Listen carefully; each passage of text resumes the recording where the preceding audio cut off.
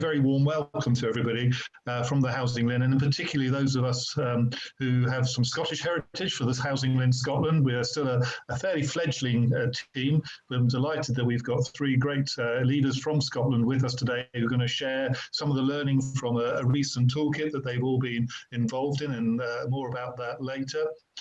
For those of you who are not aware of our sort of format, as Lois explained, a lot of our networking and our community engagement now is through Zoom, and in fact, using the HAPPI toolkit and the reports, we've developed this product called the HAPPI Hour, where we can share learning and lessons virtually and enable people to still continue to engage with the Housing LIN and a number of thought leaders around new resources, blogs, and the like.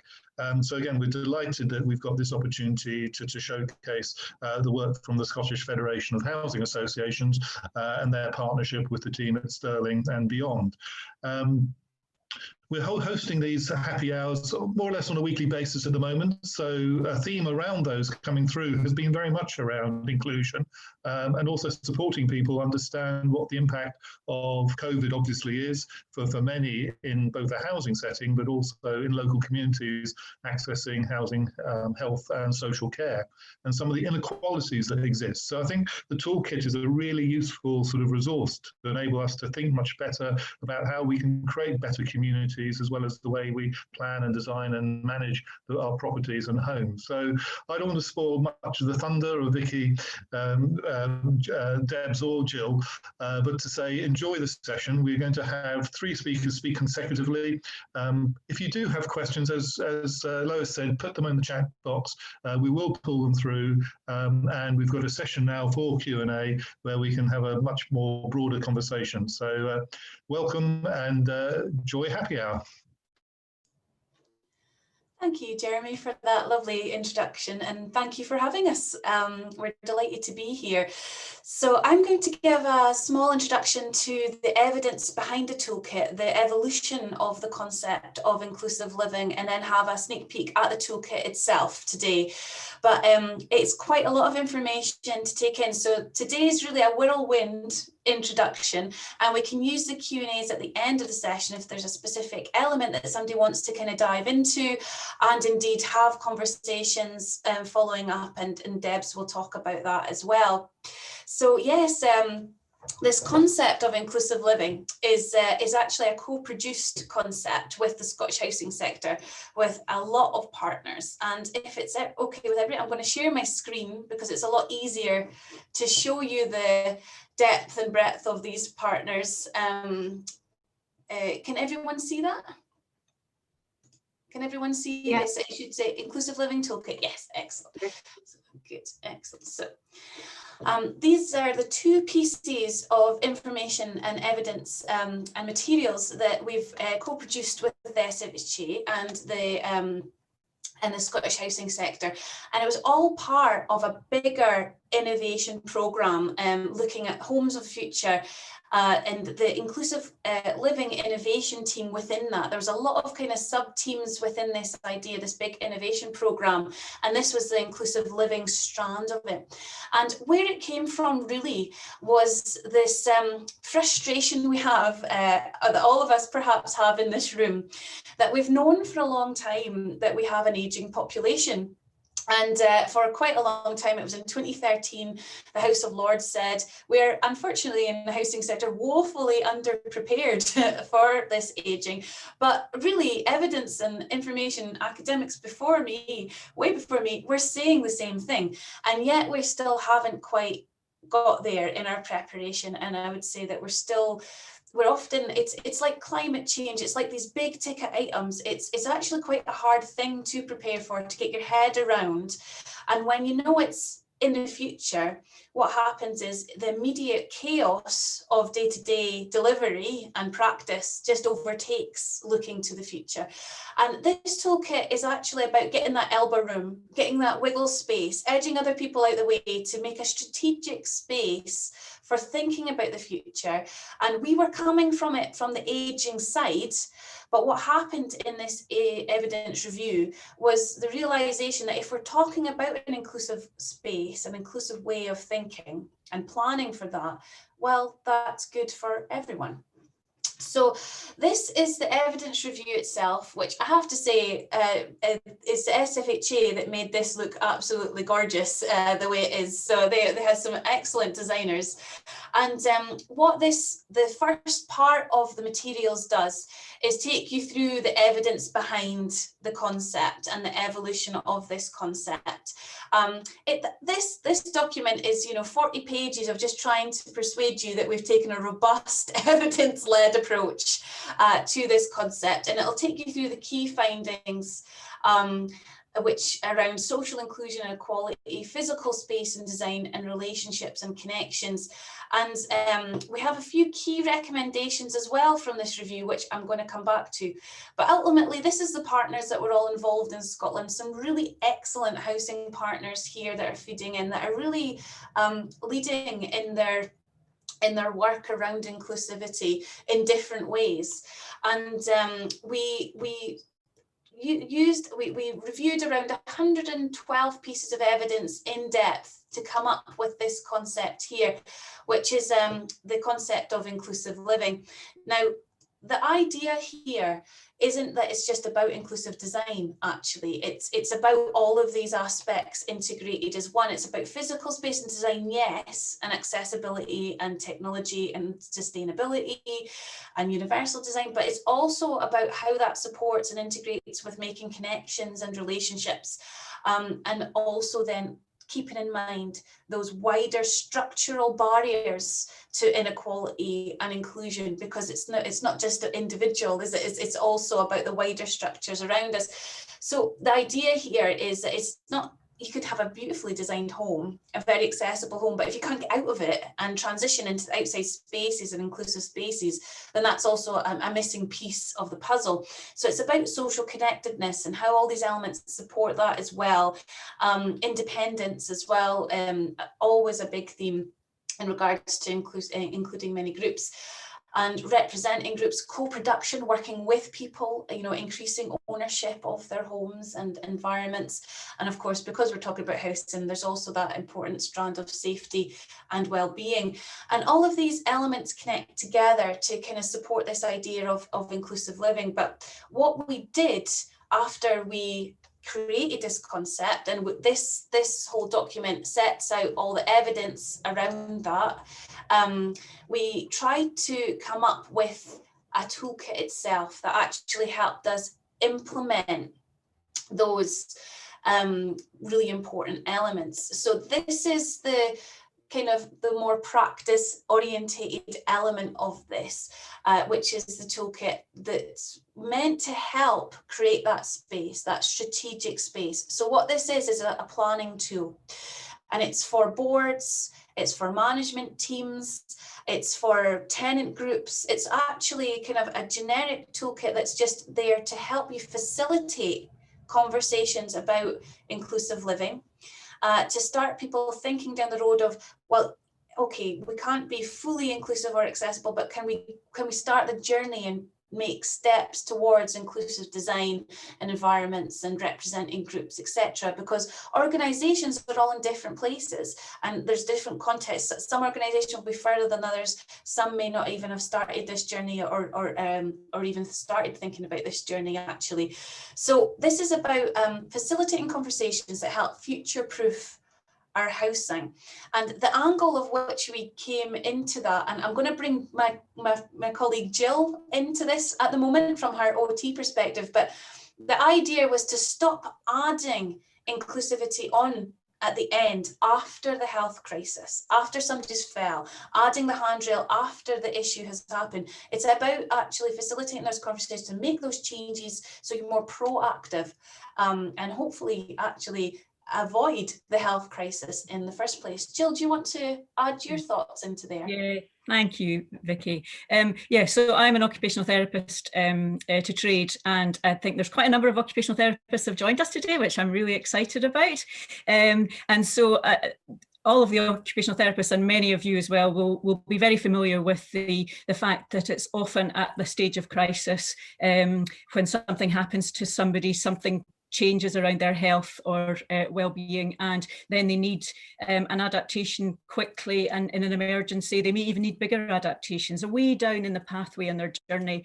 And it's so frustrating as occupational therapists and housing professionals when you feel you're getting backed into a corner with very limited choices for people then, rather than if we started off much earlier in that journey and built in a lot more of these sometimes fairly straightforward and fairly cheap inclusive elements to the way that we design housing. And I'm not, as Vicky said, we're not just talking about the sort of traditional wheelchair housing type adaptations. We're talking about a whole range of different needs being incorporated.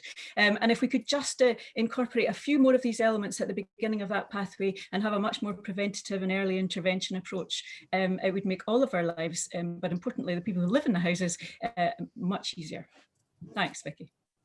Yes, no, thank you, Jill, because it was Jill's vision in the first place that pushed us along this road, and I think it's a really important vision in that. Why is it the last resort? Why are we thinking about adaptations at the end rather than the start? And we can intervene earlier to avoid a health crisis, but also support and make our housing more flexible, which genuinely would future-proof them. So, because at the moment, people are having to adapt to their houses. Why aren't our houses adapting to us? You know, that is the key question. It's the wrong way around. So this is a vision and a toolkit in a way that's meant to try and help people just turn it around, turn that on its head. Let's start with inclusivity, accessibility and flexibility, because actually that's the only way that our housing will be fit for the future as things change. And a little caveat to that is this was made pre-COVID. This was all made pre-COVID, and then COVID hit, and of course other priorities, safety, well-being, health came into the fore. But then we're at this side of COVID, and all I can see is that making more flexible spaces in our homes that adapt to us and changes for us and works with us is more important than ever. Because our homes are becoming more important ever. Our home spaces are becoming more important forever. And, you know, I don't know about anyone else, but my four walls are more familiar to me than they have ever been. and that home space is at the top of the priority list now for everybody, not just for health, but for all groups. So this is about thinking long-term, strategically, about inclusive design and how our home promotes relationships. And an inclusive environment for everyone. One of the really key concepts that came out of the evidence review was an American concept, which was really helpful for me to think about it, but it's called visitability. So it's not just about your home being okay for you as well, it's flexible enough so if anyone with any needs, health needs, can actually visit you easily, you know, in your home. Although of course not right now because that's against COVID guidelines, but when we're allowed that back. So it's about that, it's about being holistic. It's just about facilitating these starting points and things to start a journey. The journey towards inclusive living earlier in both developmental processes, but also repair and maintenance processes within housing as well.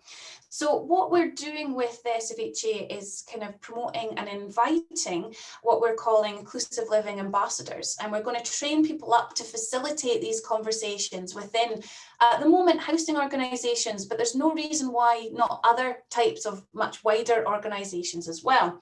And we'll train people up to do workshops online at the moment. The first of the vision was face-to-face, but we have evolved, of course, but maybe using Zoom, MS Teams, any online platforms to start these conversations. And we even have guidance in this toolkit on how to run a session, timings, questions, things like that. And that would be, we would train people up to do that.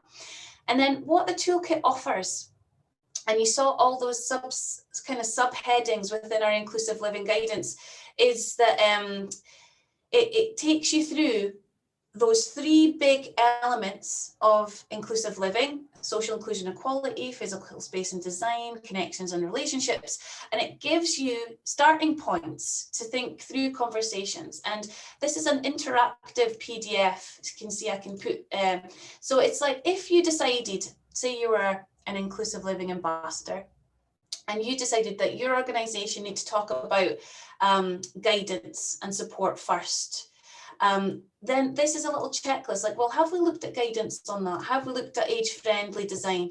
Have we looked at a dementia-friendly design? And it might be that you have looked at all these things and that's not the area that you need to home in on, or there might be key gaps in this list that you would like to explore. And you start conversations about this one. We always put up a food for thought, you know, for people to talk about, like universal design here. And then, for example, if you'd got through this list and you thought, oh, no, we haven't looked at dementia-friendly design, the toolkit then takes you through some quick win ideas and guidelines. It also takes you to a whole swath of information that would help you have a look in more depth to those areas that you think you'd like to explore. Our issue isn't that there's a lack of guidance. Our issue is there's a whole lot of different guidance, and this toolkit is actually just trying to kind of give you a way of organising some of those key areas around inclusive living and take you to some, help you think through some of the gaps that might be in your organisation and point you in the direction of some guidance. And that's not all the guidance. You know, we've been adding to this more and more, and we hope this is a live document that we will add more and more to. And then there's another, the next section is service user engagement. Take you through conversation. What do you do in development? What do you do in repairs? Some food for thought guidance about how to engage in co-production, for example. And then if you want to know more, quick win ideas, and then another list of guidance that can be really, really helpful. Here's another one, accessing all areas, about internal layout, talking about communal areas, internal stairs, takes you to some interesting food for thought guidance, some quick win ideas as well. And the toolkit is full of this. And the idea wouldn't be to have a session that does this whole toolkit. The idea would be pick the bit in it that's important for you, or the bits in it that's important for your organisation that you home in on. Key support areas, have you thought through sight, hearing, you know, all of these ideas, and it gives you, points you in the direction of help for discussion and quick win ideas. So when I'm talking about quick win ideas here, what I mean is what Jill alluded to earlier was, well, what's quick and easy that we could do tomorrow? And because I'm in the University of Stirling and we specialise in dementia design there, we're always talking about dementia design in toilets, right? So if you've ever heard anybody talk from the Dementia Centre, it's always about toilets. And this quick win idea is about, well, you've got a repair and maintenance cycle, right? Perhaps in your organisation, you have to buy toilet seats. While you're building new homes, you have to buy toilet seats. Why don't you buy a black one? And then suddenly you're more aligned with the colour contrast element. That's a key point about dementia design. Good colour contrast helps people differentiate different things, etc. Quick win. Cost effective, well, hopefully cost neutral, but something that takes you towards a step to be more inclusive, to a more inclusive journey. So the toolkit's full of those ideas, as is the evidence review, and it takes you through, and here's internal adaptations. There'll be supportive and assistive technology, another important subcategory, more guidance, building an inclusive external environment. I mean, texture.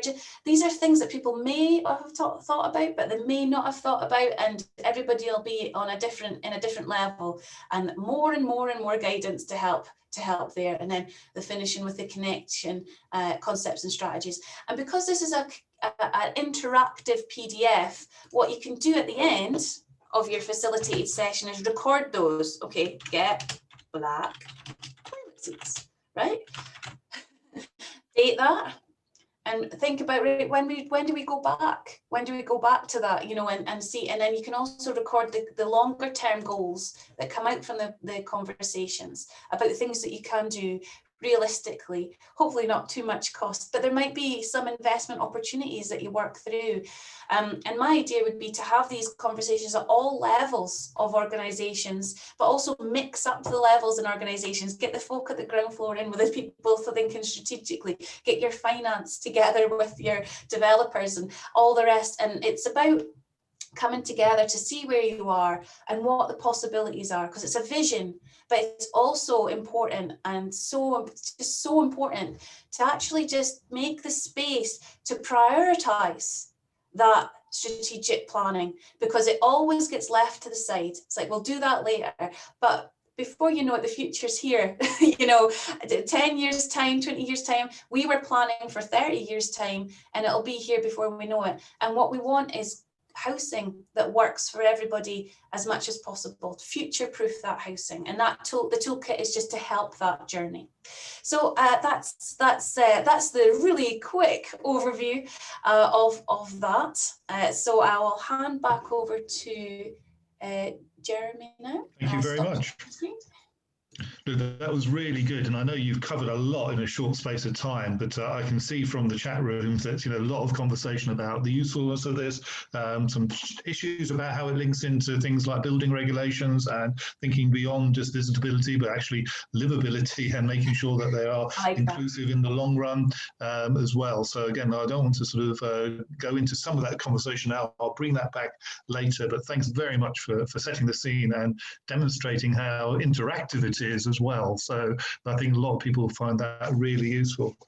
So without further ado, I'm going to pass you on straight over to Debs Allen. So thanks very much, one of the co-authors and co-sponsors of this, who comes out through the SFHA. For those of you who are joining us from England and don't know what the SFHA is, it's the Scottish equivalent to the National Federation of Housing Associations in England. So Debs, over to you. Thanks ever so much. Let me just share my screen. Okay, we share, Jeremy? Yep. Okay, you're muted. Okay, great. Thanks everybody, and thanks to Vicky and to Jill, and thanks ever so much to Jeremy and the rest of the Housing LIN guys for inviting me along to talk to you about the SFHA Inclusive Living Ambassadors Programme. So I guess what I'd like to start to do first, I can get it to move forward, yeah, is Vicky's given a fantastic overview, a whistle-stop tour, which she does so well, of the inclusive living research and the toolkit that came into existence following that. But I thought it might be helpful to give you some idea of why SFHA commissioned this piece of work in the first place. So SFHA, the Inclusive Living Project, was born out of an innovation bootcamp that was held with SFHA members and stakeholders back in 2018. So projects are identified as real, as things that were collective friction points, things that collectively our members and stakeholders felt needed more emphasis, more research. So inclusive design was recognized as a significant area in development in housing associations that was lacking at the moment. And so we subsequently took that forward. So say SFA commissioned research, which was led by Vicky in the University of Stirling, and Vicky brought along Jill with her, and we also had HAPPI involved with this to really establish to know what about inclusive design, as Vicky has said, viewing holistically rather than disability or illness related. And I think one of the things I picked up from the first time I spoke to Vicky was she talked about looking to influence a place for everybody. And I think probably who knew in 2018 that this concept of a place for everybody would become so imperative and so important and so kind of now in real time. So I'd echo Vicky in terms of what she said about that. So the research was commissioned to look at good practice and examples. And from this came, it led obviously to a piece of research and a report, and then the creation of the toolkit, because what was felt is how we can't let this piece of research fall away to the wayside. There has to be an output. There has to be something really tangible that people can move forward with.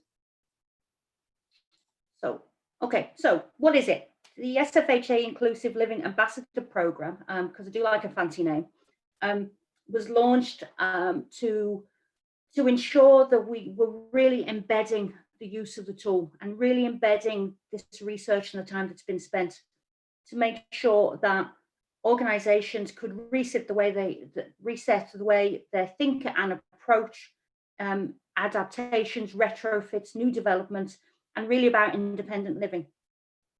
So the Inclusive Living Ambassador role is to support and facilitate decision-making processes, including staff members, board members, and tenants in housing decisions on a human problem-based exercise, but also to encourage strategic thinking about the framework of inclusive living and actually how we can make it come to life.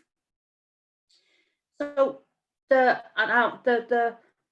Inclusive Living Programme if people sign up to it, what you get within the Inclusive Living Ambassador Programme is you get the evidence review that Vicky's just shared with you.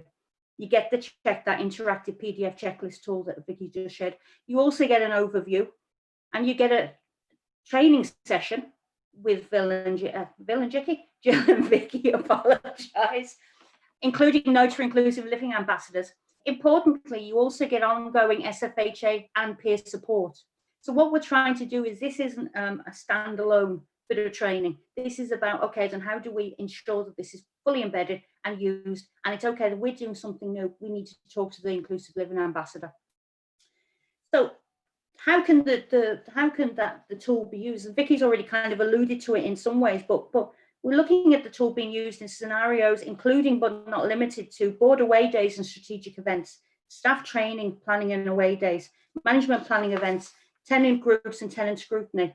In terms of local authority thing, we want housing development staff and planners to be able to use this, so that we want to come to a point where if you're putting a planning application in, that the planners want to know that you have given full consideration.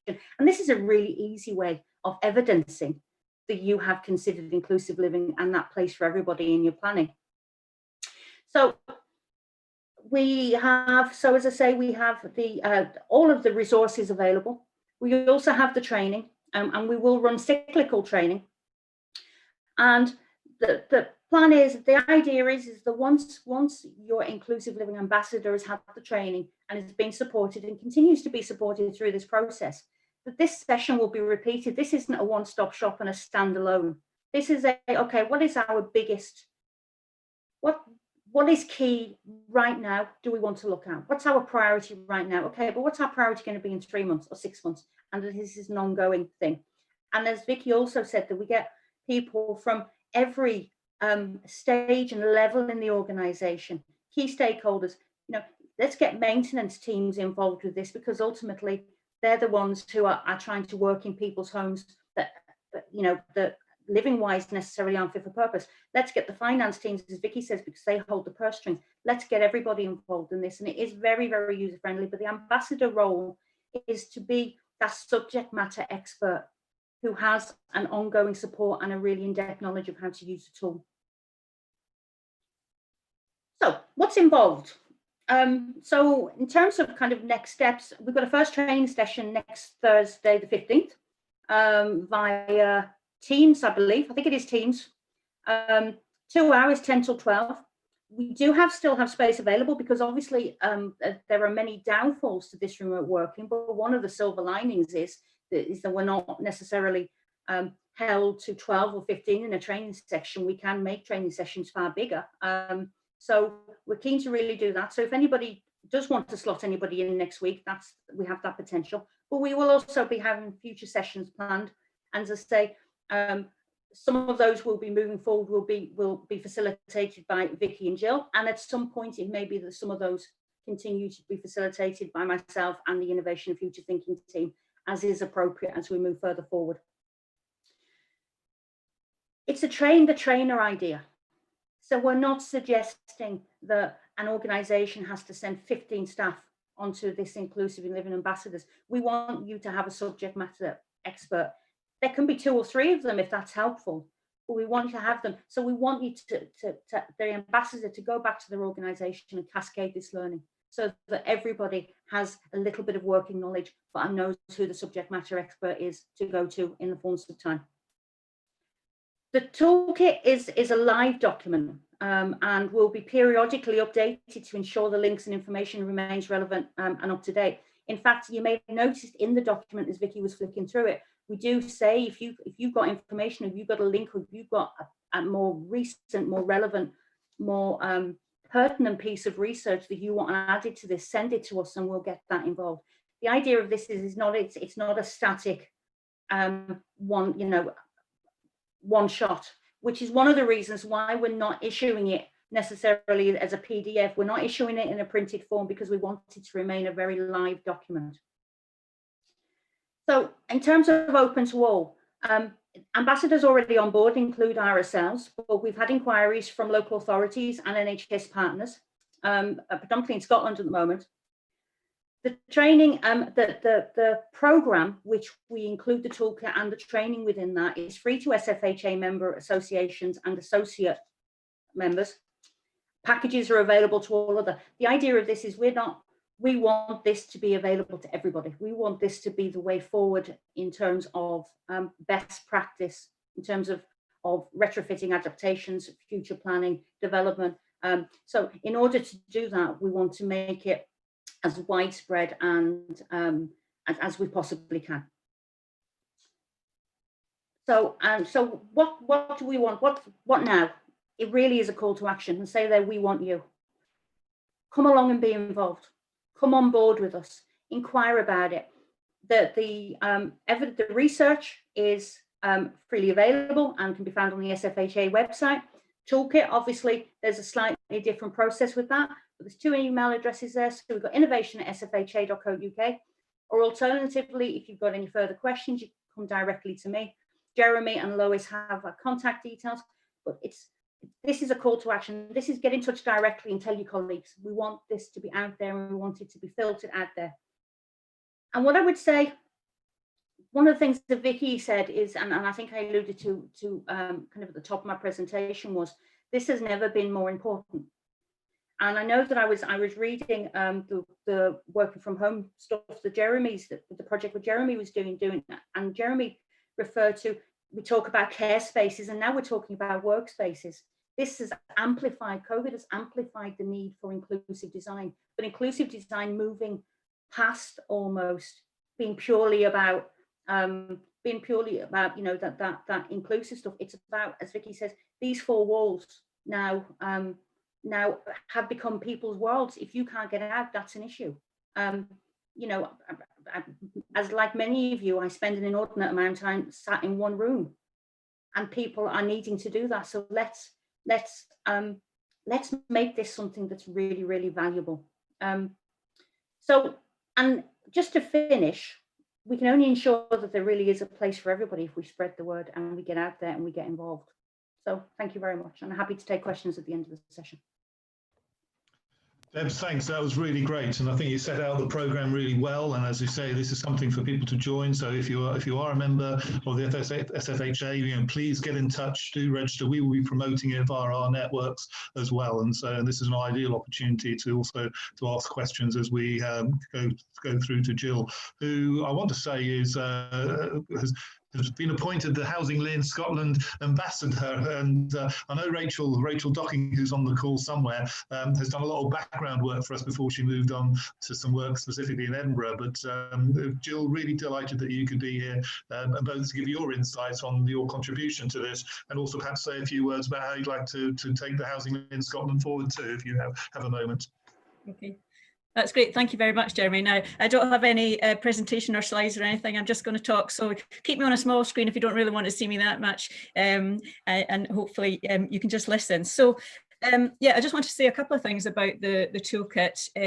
It's so exciting to see it, as Vicky said, being produced in such a beautiful format by SFHA, and we really thank them for that.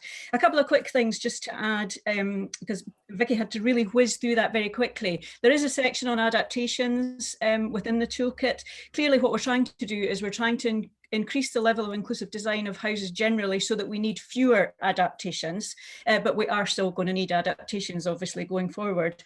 We're trying to reduce the need for them, and we're also trying, when we do put adaptations in, to make them more aesthetically pleasing, to make the process much quicker and easier. And to that end, I hope many of you will be aware of the publication Adaptations Without Delay, which is included in the toolkit as well. I have my own personal copy here.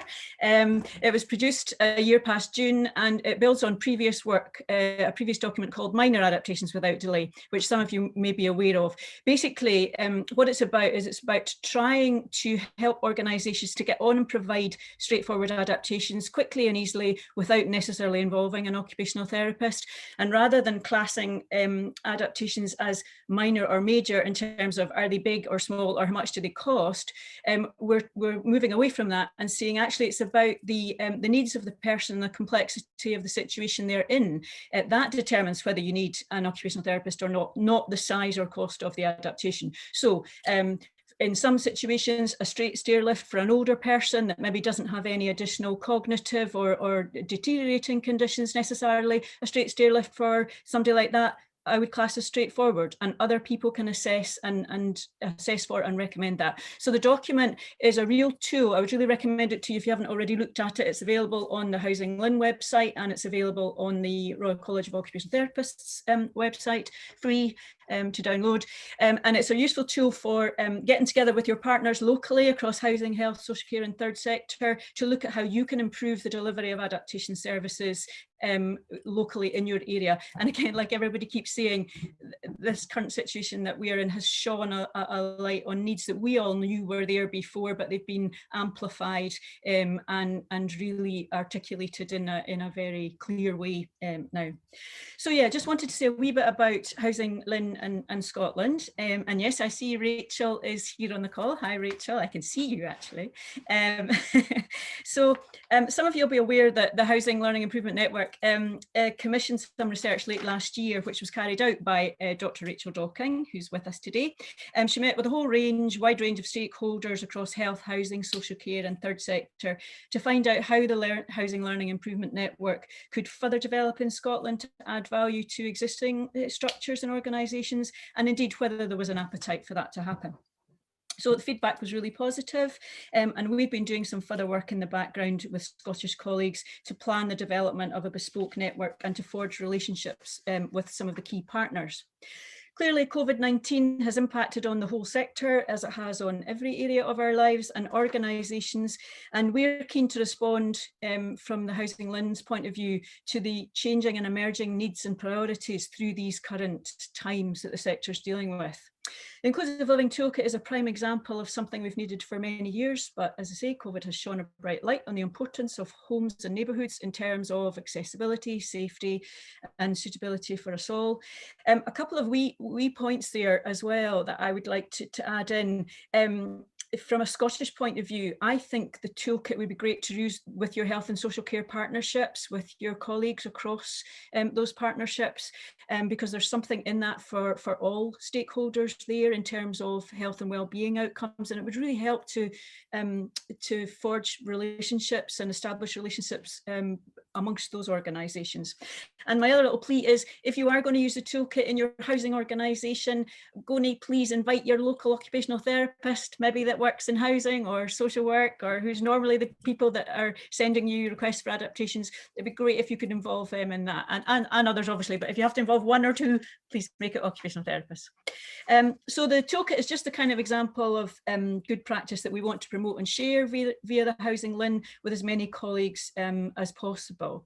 There are huge opportunities just now in Scotland, as I'm sure across all 4 countries, to input to and impact upon the national strategy for recovery as housing organisations and others across the sector. Suddenly, loads of people and organisations and the government have woken up to the critical contribution of housing in its widest sense to the health and well-being of people and communities. I say, duh, which is maybe a little bit rude of me, but yeah, great, welcome to our world. So in Scotland at the moment, of particular note probably just now is the accelerated review of adult social care and of the review of care homes. And the Scottish Federation of Housing Association has recently produced a paper on models of housing with care and support, which I think is to be published later this month. Debs maybe knows. It supports the work of the Social Housing Resilience Group. We have 3 housing resilience groups at the moment in Scotland: social housing, private housing and private rented sector housing, I understand. And this paper is intended to inform key priorities for the social renewal, which is led by Scottish Government, as well as feeding into these aforementioned reviews of adult social care and care homes. So please watch this space in terms of the development of the Scotland pages on the Housing LIN website, and potentially more virtual events like this one today, which would be great.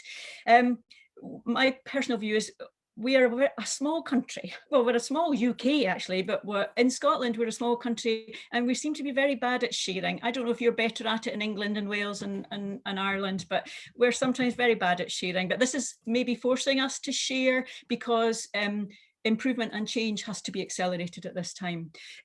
So please don't hesitate to contact me if you have ideas, or Jeremy, if you have ideas for topics for us to focus on or explore, or good practice that you want to share or learn about. And I really look forward to working with more of you in the future. Thank you. Jill, thanks ever so, and that was a really good sort of overview as well of the Housing LIN and how we wanted to take that forward, following on from the review that Rachel did, and how you're now championing that and some of the work we've done locally. You mentioned those links with Health and Social Services, and your colleague Lauren Walker from the Royal College of OT and the professional advisor, she's actually going to be presenting a little bit more about adaptations without delay on a special happy hour we have on the 29th of October later this month, which is specifically looking at the relationships between health and housing. But listening to what Debs and Vicky was saying, that interaction and integration is really about where does inclusivity fit in right across the piece. So I was very interested that Debs was saying that the health commissioners and the health partners on board are very interested in this, and I'm sure it would have a wider application beyond Scotland and Wales, England and Ireland as well. So we're very keen to sort of promote that, as you say. I'm going to just sort of say we've got 10-15 minutes or thereabouts for Q&A and chat. I know that there's been a whole host of questions being posted, or perhaps comments being posted. Lois, can I just throw over to you? Have we had any specific questions for the group? Hi everyone. I can't see any specific questions, but we have had quite a lot of comments, as you say. I don't know. I know I picked on Rose Gilroy last week, but she was the first person to make a comment. I don't know whether, Rose, you want to make any comments or ask anything to our speakers. Yeah, sorry, I always seem to be on my mouth here. So hi everybody. Yes, I was just interjecting originally about the building regs. I think one of the problems is it's the ferocious stance taken by the Home Builders Federation. You know, if we think about the plans by local authorities when they are setting higher standards, you'll be aware that Hab and Teg have long campaigned that all dwellings should be set at 90% M42. M42 basically is the standard which will meet anybody's needs. And a further 10% should be M43, that is dwellings which are immediately or with some adaptation accessible to a person who's a wheelchair user. And you know, when authorities put these standards in, the Home Builders Federation lodge objection, and it's purely on grounds of cost. Their argument is that if they spend the 500 and odd quid, because it is that difference to make an accessible home, that in fact this runs counter to another prime housing policy, which is affordability. I think they're just cheap and weasels, but that's me being rude. But I think the issue is also about power. The Mayor's plan in London sets 90% for M42 and 10% for M43, because in London, if you want to build, then you're going to make massive profits. So if you want to build, you meet those standards. Other local authorities who are much more powerless can't afford to put in good standards because builders will just go elsewhere. So it is about relative power and land value. So economics sadly drives a lot of this kind of thing. Thanks, Rose.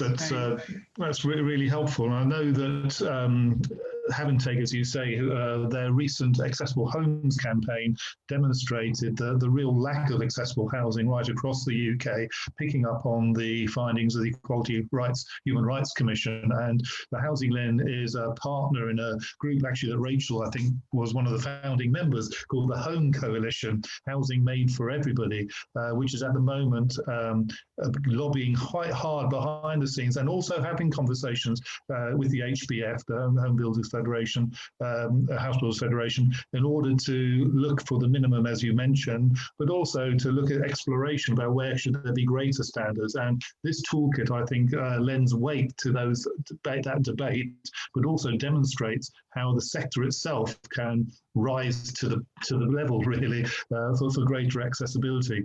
So yeah, thanks very much for that, Rose. If I may add in there as well, thank you, Rose. Please. It's always such a pleasure to see you, and shout out to Rose's amazing work as well, which you put in, and definitely link that into the chat. Yeah, and I see Barbara's on the call as well, so that's great. Wonderful. It's all just so important, and it's all going the same direction. And the evidence review that we did look specifically for cost benefit, economic evidence to add into it, but truth be told, the things that we reviewed had very little evidence around the cost benefit, and that's the issue, is where the builders are saying, well, where's the evidence, that this is actually of benefit, of social benefit, economic benefit. And what is needed, and it was one of our recommendations, is a kind of longitudinal study around this, talking about cost benefit, because I actually do believe there is a really good business case for inclusive design. If you're a social housing provider, for example, and you have homes that are future-proofed, inclusive and flexible around your tenant, well, that would, if a health crisis occurred, then creates tenant sustainability. You would keep your tenant for longer, you would have less void costs, the costs on that side grow less, but it's just, it's a hard sell still for people on a future unknown possible saving. And it's really interesting that although there is a lot in policy around preventative agendas, there is very little investment in it in reality, because if there was investment in a preventative agenda, then it would be in housing, because housing is the most tangible way to actually integrate the changes that would prevent health crisis in the future. Sorry. Thanks, Vicky. Yeah, please. Yeah, just really briefly, there's an awful lot of talk about sustainability of housing at the moment, and sustainability of our future housing, and people talk about that sustainability and they don't think about accessibility and flexibility in terms of people's changing needs. I think if we can pitch in on that agenda, I think that would really help us. That's great. I know we've got a couple of questions, but before we throw it open to, I think Sheila McIntosh, who's with us, who is well known in the DFG and Adaptations world. We've been talking a bit about the cost and the viability and sustainability. The LIN did a really interesting piece of work over the summer with several partners, including some cost consultants. And I just noticed that one of the joint authors is actually with us as well, Richard Quarry. I don't know if you can hear us, Richard. And I was just wondering whether you had any comments around some of the practical difficulties of engaging with house builders and construction around making things like this real in terms of looking at viability when you're thinking about products and materials, space, unit cost, all that. So sorry to put you on the spot, mate. No. I think it's a good question, Jeremy. I just realised I'm in pseudonym of my wife actually on the Zoom call, aren't I? So you are, which threw me a bit. But no, it's a very good point, and I think actually this touches almost on the lifetime homes type argument as well, doesn't it? That I think viability is key. There's no doubt about that. But I think this to me is something that needs to be addressed ideally through the planning system, because then you can argue on viability. So many times we see developers. And primarily private sector developers, although let's be honest, I think the affordable sector is becoming more aligned to the private sector because of the economics of things now. Then it's very easy then to take shortcuts. But I think my view is it needs robust planning, but also legislative sort of guidance really to make sure that doesn't happen. It was interesting. I was on a call with the Welsh government looking at funding on a scheme in Newport. Last week, and they seem a lot more rigid perhaps than I'm used to working primarily in England, and I think that's really what it needs, is just to make sure things like wet rooms or circulation spaces aren't actually taken out at viability stage. So I think it's a very, very good point. And invariably things do cost more capital cost wise at day one, but actually it's that lifetime benefit that you get from it. And I think it's trying to educate. And I agree with what's been said. It's that education aspect of making sure that housing development acknowledges that going forward. Thanks, Richard. And I know that's ongoing work we have with RICS, the trade body for chartered surveyors as well. And the Welsh Government, you mentioned working in Newport, have actually got consultation out at the moment on looking at what Building Beautiful will be in the future. And it's made its position right clear from the outset of lifetime homes as a minimum standard. So, right, rather than me waffling on, let me pass over to Sheila, because I think she's been burning to ask a question or make a comment. So, Sheila, lovely to see you again. Do unmute yourself. Yeah, sorry. Thank you, everybody. I thought the presentations were fantastic, and I'm just really excited to see this toolkit. I'm doing a piece of work at the moment on housing association adaptations in England, because we've had for years a problem with housing associations and local authorities working together on the DFG. And the way they work is incredibly variable, very, very different amounts of money being put into it. And what is actually being produced is also very variable. And you talked about, Richard, about the accessible elements being taken out in the planning stage. But what we're finding with adaptations that are actually installed using the DFG, they are actually physically taken out at the time the property is void, because it's quicker and easier to transfer that tenancy if you take the wet room out than it is to actually find somebody who actually needs it. So I'm really, really interested in engaging with you guys, because part of the problem in the English situation is when it comes to retrofitting adaptations, it's an operational issue. There is often one person working within a housing association who is sometimes sat in asset management, sometimes elsewhere, and they have very little power, and they're dealing with 100 different local authorities in some cases, and they can't change the system. And it never gets to board level. It's always at operational level. So a way of doing that would be fantastic. So if I can engage with you guys after this meeting, that would be really, really helpful. Thank you. Thanks for that. That's interesting. Any comments back? Can I jump in, Jeremy? Yeah, please. That's really exciting. I would really the English context to me is less I'm less familiar with it, so I would really like to have a conversation. But the issues that you outline are the same. So there's other issues. So void turnaround times are also regulated by the Scottish Housing Regulator. So it's one of the performance indicators that needs to be addressed by the housing sector. So your focus isn't on getting the house right for a tenant. The focus is on the turnaround time of getting it out and rented again. And that's got the financial incentive from the housing providers, also because of the void costs and they need the renters. So that needs addressed.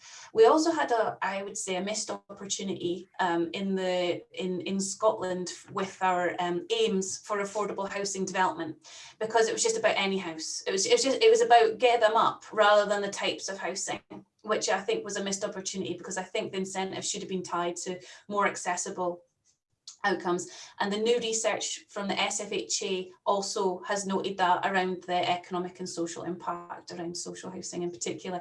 But I think I think that's for all housing. So we've also called for the government to review the Housing for Varying Needs standard, which has been in review forever seemingly, but we've not got one review. So I noticed on the chat there was about the consultation in England, and I would absolutely encourage everybody to put their voices to that as well.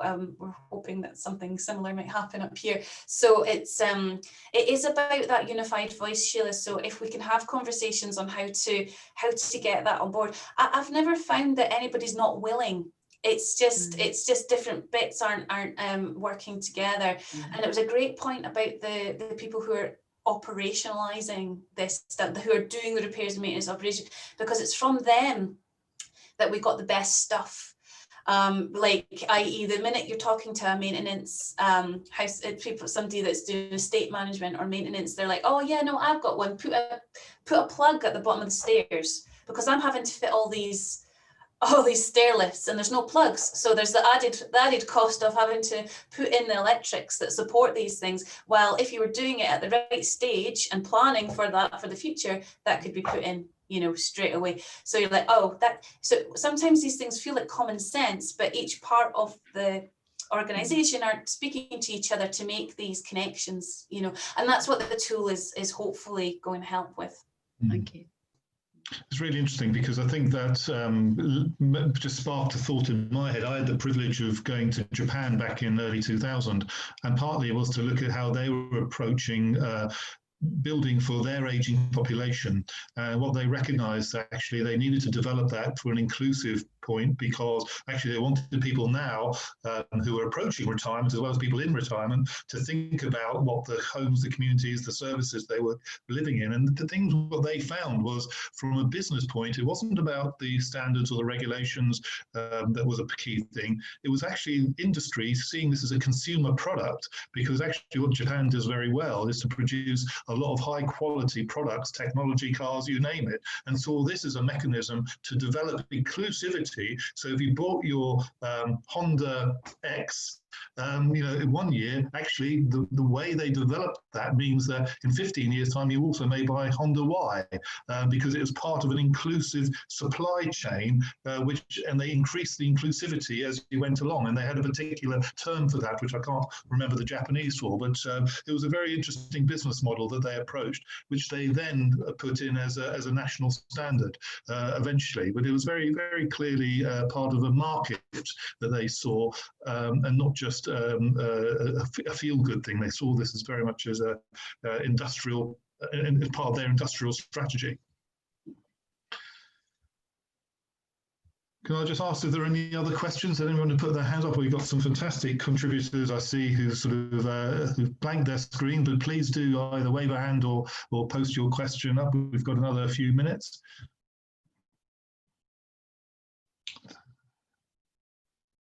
Thanks, Rose, for your comment about the modular stuff. I think there's a lot of interest going on around modular. And in fact, that may be something for this particular working group that you've got in Scotland about, you know, there's a large interest in modular construction, offsite manufacturing, and making sure that that's built to high levels of accessibility right from the outset, because that may also demonstrate that it's harder to convert or adapt at a later stage as well. So again, another real important aspect for energy issues.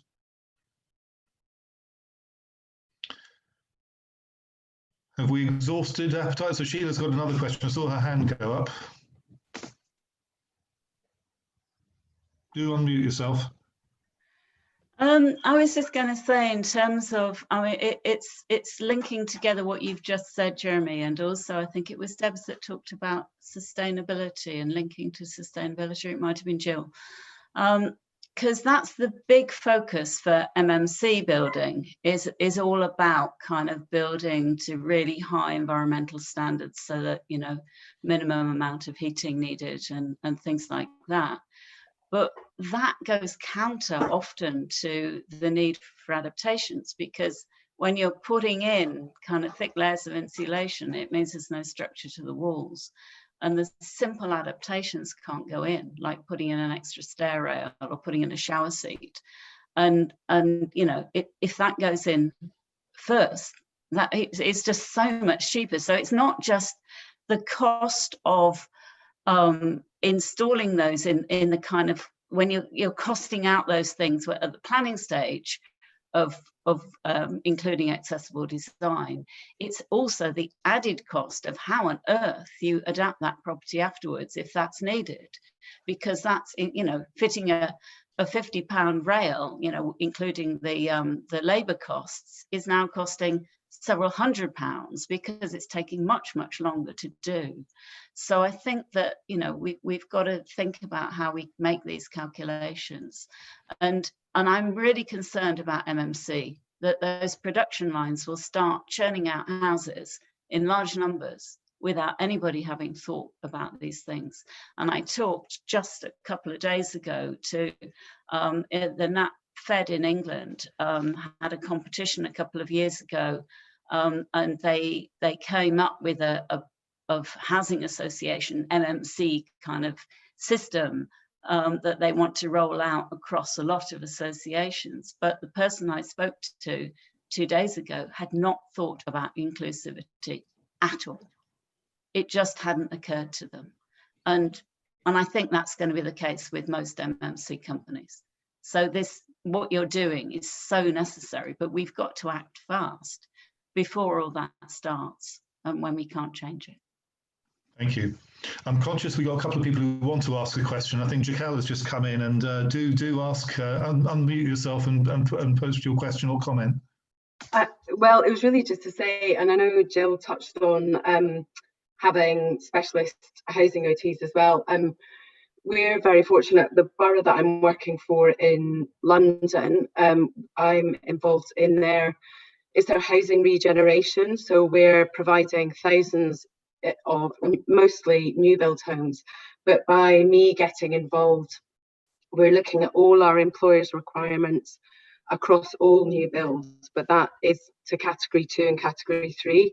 So we're even looking at just ordinary products such as taps, bathroom fittings, trying to make them look nice and inclusive, kitchen fixtures and fittings, so that we're saving money, but also in terms of we're providing full wet rooms under the bath and thermostatic showers on the wall.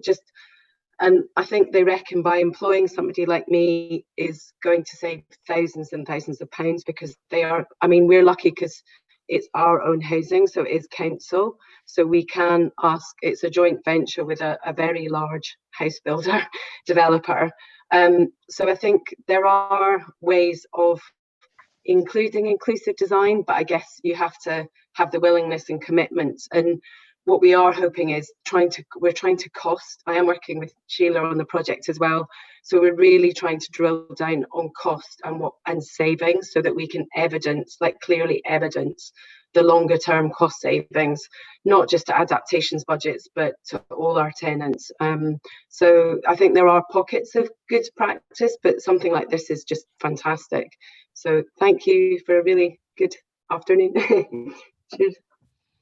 That's been great. Thanks very much for your contribution. One of the things I think going forward, and this may be something for Debs and the team to think about, is I'm very much wedded to the idea of developing a maturity index. You mentioned, Jill, about changing and improving. We recognise that that takes time sometimes, and things do mature.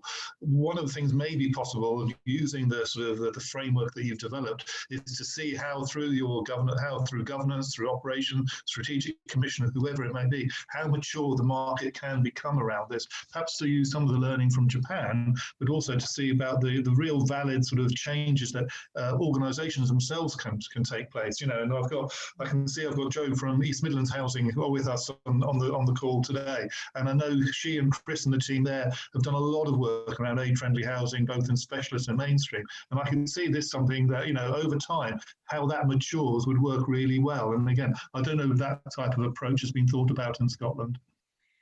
Sorry, just quickly. One of the things we've talked about, I'm on the board of Horizon Housing Association, and one of the things we've talked about for a few years now is having a design prize. But I'm beginning to think for inclusive design, but I'm beginning to think more along the lines of the Dementia Centre's, bronze, silver, gold rating. I was involved with Mary Marshall doing some of these audits. So if we need to incentivize it, I think, as well somehow, and make it, as Vicky has heard me say many times, make it sexy to have inclusive design and nice looking adaptations. We need George Clooney or some other poster boy to help us to somehow raise the profile of this stuff. So I think incentivizing your maturity model is a good idea, I think, Jeremy, maybe alongside some kind of prize or award for doing this well. So there's a lot of ideas around about that. We maybe just need to kind of focus in on what would actually give us the outcome we want.